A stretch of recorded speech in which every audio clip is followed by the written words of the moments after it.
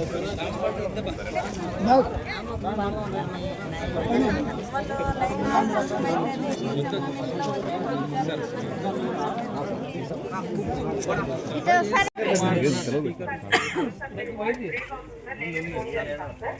వినపడుతుందమ్మా ఇప్పుడు? నేను సాయినగర్లో ఉన్నానమ్మా. డిఎస్పి బంగ్లా వెనకాల వస్తుంది. ఇక్కడ ఒక ట్యాంకు చూస్తున్నాను నేను. ట్యాంకులో నుంచి నీళ్లు లీక్ అవుతా ఉన్నాయి. సంవత్సరాల కొద్దీ ట్యాంకులో నుంచి నీళ్లు లీక్ అవుతా ఉన్నాయి.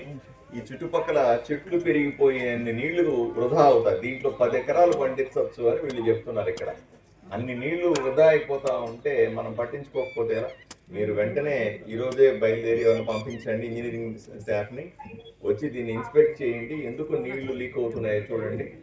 వెంటనే పని పూర్తి చేసి నాకు అప్డేట్ చేయండి. నాకు ఫోటోలు పెట్టండి అమ్మా. ఓకే, ఇప్పుడు ఏం పని ఇప్పుడు పరిస్థితి ఏంటి? ఫోటోలు తీయండి.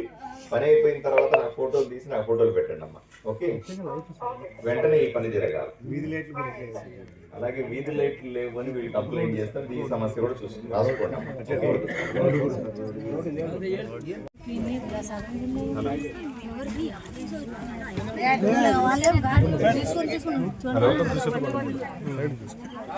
Hello sir, good morning sir.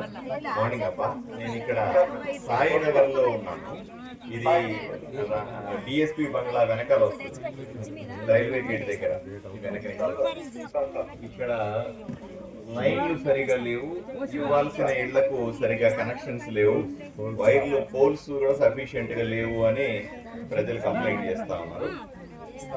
ఇక్కడికి వచ్చి ఒకసారి ఈరోజే సాయంకాలం అన్ని ఇన్స్పెక్ట్ చేయండి. ఇక్కడ కొంతమంది శేఖర్ అనే ఒక అతని నెంబర్ రాసుకోండి. 9665171770. ఈ శేఖర్ అనే అబ్బాయి ఇక్కడే ఉంటాడు. మిగతా వాళ్ళు కలవండి. ఒక కాలనీ అంతా ఒక రౌండ్ వేయండి. ఇక్కడ ఉన్న ఈ వైర్లు ఎలక్ట్రికల్ సమస్యలను వెంటనే తీర్చి నాకు అప్డేట్ చేయాలి. సరేనా?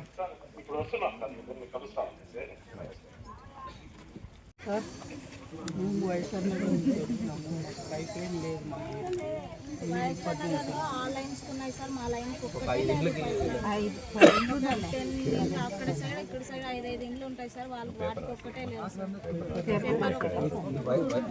మాకు ఒక్కరికే లేవు. నీళ్ళు పైపులు